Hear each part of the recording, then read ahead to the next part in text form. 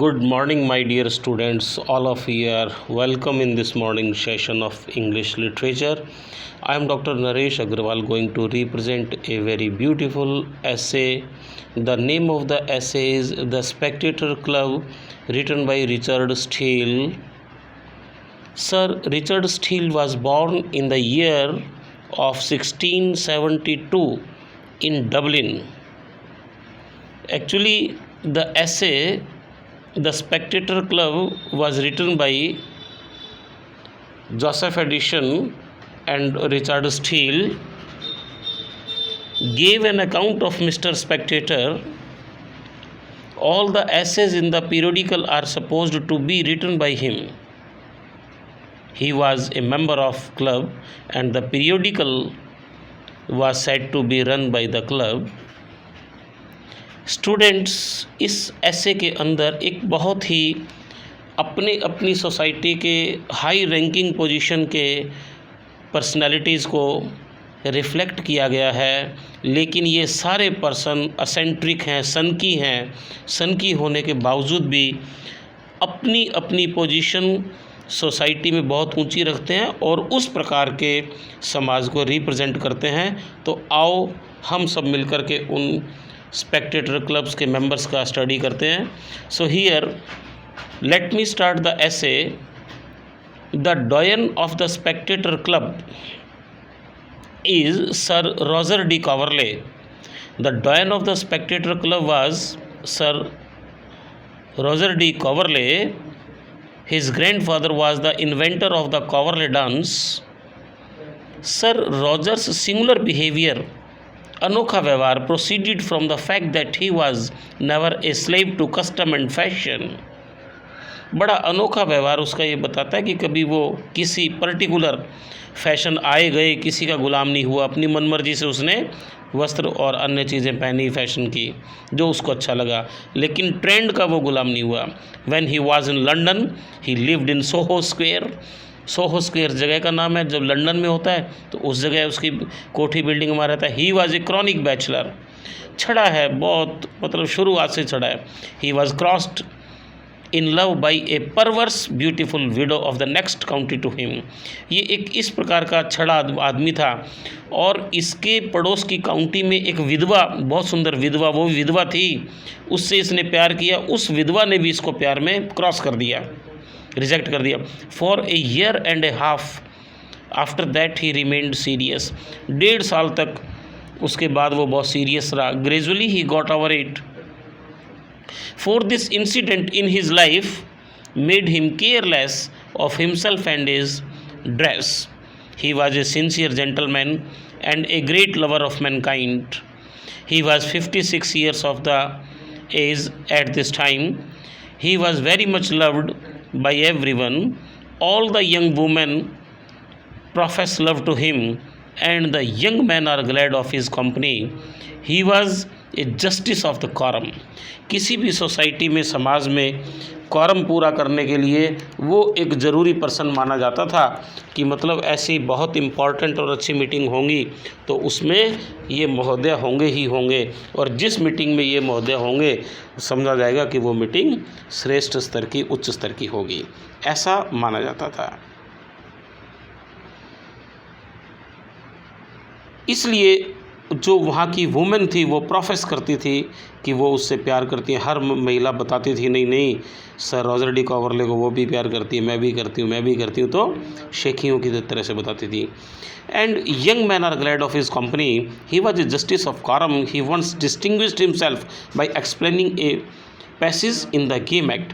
Game act के अंदर कोई एक जो उसका नियम कानून था उसको एक्सप्लेन किया था और अपने आप को सामान्य लोगों से अलग करके प्रस्तुत किया था। तो इस प्रकार का ये पहला कैरेक्टर है।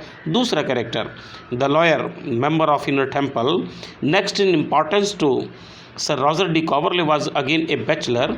He was a lawyer, a member of the Inner Temple. He Inner Temple एक जगह का नाम है, एक तो उस जो संस्था या बिल्डिंग है या एक उनका जो एक बना हुआ है तो उसका इनर टेम्पल का ये मेंबर है उस सोसाइटी का। He studied law only because he was compelled by his father to do so. He had no inclination to study law. मन था ही नहीं पढ़ने का, कोई इंक्लिनेशन, मन का रुझान नहीं था लॉ पढ़ने के लिए। The stage was his favourite subject, और स्टेज लिटरेचर पढ़ना, स्टेज का मतलब लिटरेचर, ड्रामा, पोइट्री, इसका बड़ा फेवरेट सब्जेक्ट थे of study. His father used to send up every post question relating to marriage articles, leases and tenures in the neighborhood he arranged। उसके पिताजी चाहते थे कि ये लड़का कानून पढ़े, कानून पढ़ाने के लिए उसको दूर भेजा गया था, लेकिन उसका इंटरेस्ट किस में था, वो लॉ की बजाय उसका लिटरेचर पढ़ने में ज़्यादा इंटरेस्ट था। तो ये अलग प्रकार की सनक का आदमी इसमें दिखाया गया। जब उसके पिताजी उसको क्वेश्चन भेजते हैं पोस्ट के द्वारा, डाक के द्वारा, तो वो लॉ के क्वेश्चन किसी और वकील से हल करवा लेता है। कितना सनकी है ये। He arranged with an attorney to all answer all the questions. He was not looked upon as a fool, but only a few friends knew his real merits. He was intimately acquainted with the writings of the ancient Aristotle and Longinus। Aristotle और Longinus दोनों ही stage के writer हैं, poetry, drama के writer हैं, तो उनसे ज़्यादा इसका लगाव है। He knew the arguments of each of the orations of Demosthenes. Demosthenes की हर ओरेशंस, उसकी जो वक्तव्य थे, एक्सप्रेशंस थे, उनको समझता है। एंटोली को समझता है। He did not so well understand Littleton और कॉक। लिटलटन और कॉक ये लॉ को एक्सप्रेस करने वाली पर्सनैलिटीज़ हैं, उनको नहीं समझता, बल्कि अरिस्टोटल और लॉन्जिनस को समझता, जो कि लिटरेचर की पर्सनैलिटीज़ हैं। ही did not know even one case in reports of English courts. English courts में एक भी रिपोर्ट ऐसी नहीं है इसकी जो ये कोर्ट केस के बारे में जानता हो। ही was a good critic of the stage. Stage का तो बहुत अच्छा क्रिटिक है। And never missed any performance. कभी उसने कोई परफॉर्मेंस स्टेज की कभी छोड़ी भी नहीं है। His presence had a salutary influence because the actor were always desirous of pleasing him। Actor भी जब स्टेज पर होते थे ना, तो वो देख लेते थे ये महोदय बैठे हैं क्या, द लॉयर साहब बैठे हैं क्या, इनर टेम्पल मेंबर, तो इसको खुश करने के लिए वो विशेष प्रयास करते थे, विशेष एक्टिंग करते थे। तो इस प्रकार का सन की कैरेक्टर है। पिता कुछ चाहता है, बेटा कुछ करता है, और धोखे से वो उनके संतुष्टि के लिए क्वेश्चन लॉ के किसी और से हल करवा लेता है। Next character, sir Andrew Freeport, a merchant of London. Sir Andrew Freeport an eminent merchant of London, बहुत ही प्रमुख ख्यातिवान व्यापारी है। Ranked next in importance. He was a man of industry, strong reason and great experience. He had his own ideas of trade and ways of jesting. इसका खुद का ही हंसाने का, जेस्टिकुलेशंस का अंदाज़ा खुद का है। ये बहुत बड़ा अमीर है, पैसे वाला, इसलिए जो भी कुछ ये छोटी मोटी बात भी मुँह से बोलता तो लोग उस पर हंसना शुरू कर देते हैं। These were highly esteemed because of his great wealth. He called the see the British common. ये जो समुद्र है ना, उसको ब्रिटिश कॉमन कहता है। And believed that it was stupid to extend dominion by arms. और कहता था कि तलवार के दम पे, लड़ाई के दम पे यदि कोई राज्य शासन फैलाता तो ये बहुत बड़ी मूर्खता है, गलती है। He said that true power was to be got by arts and industry. और सही मायने में जो असली ताकत है वो कला और परिश्रम, मेहनत में, इंडस्ट्री में है, जिसके माध्यम से हमें दुनिया पर काबू पाना चाहिए। ये बात बहुत सही थी उसकी। ही believed that cultivation of arts and industry would be followed by profitable business with different Nations. वो कह रहा है कला को इतना विकसित कर लें, उद्योग परिश्रमों को इतना विकसित कर लें कि सभी राष्ट्रों से, अन्य देशों से भी इनकम शुरू हो जाए। He approved of diligence and condemned sloth. हमेशा उसने कड़ी मेहनत का पक्ष लिया है, डिलीजेंस का, और स्लॉथ मैंने सुस्ती को उसने नकारा है और आलोचना की है सुस्ती की। He had a gift of natural unaffected eloquence which made his discourse pleasing. और बोलने की उसकी कला जो उसके कारण से बहुत ही दूसरों को प्रसन्न भी करता है। He had mastered of a number of frugal maxims. बहुत सारी उसकी मैगजीम्स हैं, कहावतें हैं, उनका वो मास्टरली प्रयोग करता है, यूज़र है। जैसे a penny saved is a penny got. अक्सर एक कहावत ज़रूर बोलता है, एक पैसा बचाया मानो एक पैसा कमाया। He wanted that England should become richer than other countries by the methods of business. वो ये कहता था कि इंग्लैंड को धनवान, रिच होना चाहिए इस प्रकार के तौर तरीके से, which he himself followed to become rich. कहता जिस तरीक़ों को मैंने जीवन में अपनाया और मैं रिच हुआ हूँ ना, धनवान हुआ हूँ, तो इंग्लैंड भी यदि मेरे तरीके अपनाए तो इंग्लैंड भी धनवान हो जाएगा। He was very rich man indeed, वास्तव में सचमुच धनवान आदमी था। Ships sailing home to England from every quarter claimed him for an honour, किसी भी कोने से समुद्र के जहाज़ आते थे ना, तो हर कोने से वो क्लेम करता था कि हर डायरेक्शन से मेरे जहाज़ आते हैं। इतना बड़ा कहने का मतलब अमीर आदमी था। Next is captain Sentry. Another important member of the Spectator Club was Captain Sentry. He sat next to Sir Andrew in the club room के अंदर वो एंड्रयू के पास नेक्स्ट वही बैठता है। He was noted for his modesty, बहुत ही विनम्र है, and for his courage, हिम्मत हौसला बहुत है, लेकिन विनम्रता इतनी है कि उसकी विनम्रता कभी कभी उसको पीछे धकेल देती है। He had won a reputation for himself in the army. Army के अंदर बहुत बड़ी उसने अपने आप की ख्याति प्राप्त की है। But he quitted the profession, लेकिन वो आर्मी का प्रोफेशन छोड़ दिया। He had a small estate of his own. He was also next heir to sir Roger. Sir Roger के बाद जो नेक्स्ट एयर उत्तराधिकारी है क्लब में, वो इम्पोर्टेंस में वो वही है।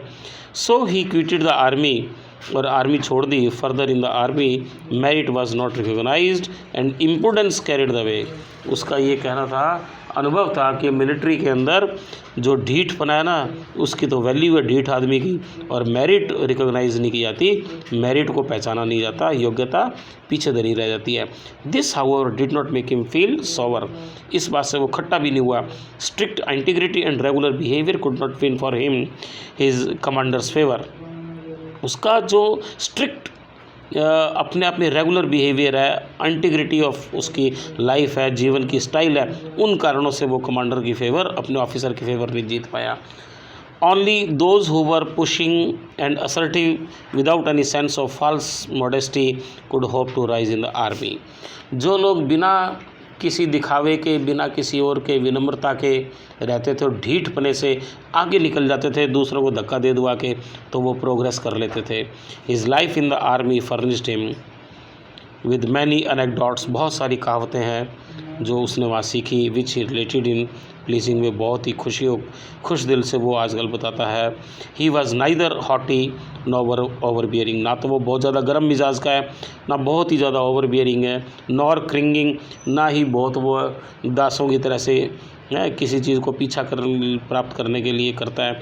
Low and obsequious in his dealings with others, और दूसरों के साथ उसका व्यवहार है कुल मिला के बहुत संतुलित, बैलेंस्ड और प्लीजिंग व्यवहार है। Next character is Will Honeycomb. The Spectator Club was not merely a set of humorists. ये सारे ह्यूमरिस्ट थे, सारे छड़े थे ये जितने भी आए हैं, लेकिन ऐसा नहीं है कि सारी छड़े थे, उनके अंदर एक ऐसा भी था जो प्रेम और दिल को, व्यवहार को समझने वाला था। इसलिए विल हनीकॉम्ब के बारे में बताया जा रहा है। The Spectator club was not merely a set of humorist unacquainted with the gallantries and pleasures of the age. There was a gallant amongst them, his name was Will Honeycomb. Gallant बहुत बहादुर था, उसका name Honeycomb. Although according to his years, उसकी उम्र के वर्षों के अनुसार, he was in the decline of his life, जीवन के उतार की तरफ था। Yet he enjoyed A well परवर्स्ड health, लेकिन बहुत ही उसकी हेल्थ को, बहुत अच्छी हेल्थ को वो मेंटेन करता है, और body and mind. He had no wrinkles on his face, चेहरे पे भी उसके झुर्रियाँ नहीं पड़ी। He was always mentally alert, हमेशा वो मेंटली अलर्ट रहता है। He was always well dressed, और बहुत अच्छा ड्रेस्ड रहता है। He could smile and laugh easily, और स्माइल कर सकता है, लाफ कर सकता है easily. He knew the various styles of curling the hair और वियरिंग द हुड, भिन्न भिन्न प्रकार से बालों को मोड़ना, स्टाइल करना और ऊपर हुड्स को लगाना, ये सब उसको आता है। He could trace every fashion to its source, प्रत्येक फैशन कहाँ से शुरू हुआ, कैसे उसका प्रचलन में आया, ये सब जानता है। He could talk about women most easily, महिलाओं के बारे में तो बहुत अच्छी अच्छी और आसानी से बातें कर लेता है। In a world all his conversation and knowledge has been in the female world, एक शब्द में कहें कि सारी की सारी उसकी नॉलेज है फीमेल दुनिया की है, औरतों के बारे में जनाना नॉलेज बहुत रखता है वो। He could say when the Duke of mouth dance at court and who fail in love with him, he would boast of the tenderness and attention he had received from celebrated beauties. वो इस बात की बहुत अच्छी तरीके से बता सकता है कि कौन सी बड़े सेलिब्रिटी महिला थी जब उसने उसको बहुत अफेक्शन से बात की, लॉर्ड साहब से बात की। His conversation was always pleasing and he was generally spoken as a well bred fine gentleman, और बहुत ही वैसे बैलेंस पर्सनालिटी है, लेकिन जहाँ महिलाओं की बात आती है तो बस वो महिलाओं के मुद्दे को छोड़ के बाकी हर तरह से बहुत ही सिंसियर क्या ओवर सिंसियर मैन है। Next the clergy man, the last member of the Spectator club was a clergy man. He rarely attended the meetings of the club. Club का मेंबर क्लर्जी मैन है, पादरी है, बहुत ही clubs की rare meeting में आता है, सामान्यतः नहीं आता। He was known for his wide knowledge, बहुत अच्छी नॉलेज है, सेंक्टिटी एंड गुड ब्रीडिंग, बहुत अच्छा उसका पवित्रता जीवन में हो रहा है। क्लर्जी मैन पादरी है ना, he was of a very weak constitution, बड़ा शरीर दुबला पतला कमज़ोर है। So he could not accept the cares and responsibilities which promotion in the church might entail. Church उसको नई नई प्रकार की रिस्पॉन्सिबिलिटीज़ जो देना चाहती है वो लेता नहीं, क्योंकि उसका शरीर बहुत कमज़ोर है, इस कारण से ही गॉट वो निभा नहीं पाता। He got followers by his truthfulness and force of noble character. उसके अनुयायी बहुत सारे लोग बन गए केवल उसकी ट्रुथफुलनेस, उसके जीवन में बड़ी सत्यता अपना रखी है, and force of noble character, जीवन में श्रेष्ठ चरित्र को अपनाता है, इसलिए लोग उसके अनुयायी बन जाते हैं। ही here also represents himself in a religious manner, and his earnestness when dealing with religious subjects made him appear as if मानो कि he had no interest in the world, संसार में कोई रुचि नहीं है, and totally he is absorbed in the world of religiosity, पूरी तरह धार्मिकता के संसार में खोया हुआ है। It appeared as if he was hastening to his soul's desire, मानो कि उसकी आत्मा उसको कह रही हो कि तू अध्यात्म की तरफ बढ़ता चल, बस उसी तरह से वो लगा हुआ है। These 6 were the ordinary companions of mister Spectator, ये सारे मिस्टर स्पेक्टेटर के 6 लोग साथी थे जो स्पेक्टेटर क्लब के अंदर बैठते थे। स्पेक्टेटर का मतलब दर्शक, अंडरस्टैंडिंग। तो यहाँ पर प्रिय विद्यार्थियों आपको ये सारा इसके बारे में बता दिया गया है, और ये इसको अच्छी तरह इनके कैरेक्टराइजेशन पर क्वेश्चन आता है, और आप ये इसको अच्छी तरह तैयार करेंगे, ठीक है। क्लासरूम में ये अपने नॉर्थ इंडिया के बच्चों के लिए रहता है, ज़्यादातर हिंदी मीडियम के बच्चे हमारे पास पूरे पंजाब, हरियाणा, हिमाचल प्रदेश और इधर के आते हैं, उत्तर प्रदेश वगैरह के, है ना, राजस्थान के, तो उनके लिए है ये, और इसलिए हिंदी मीडियम में एक्सप्लेन किया। थैंक यू डियर स्टूडेंट्स, जय हिंद, जय भारत।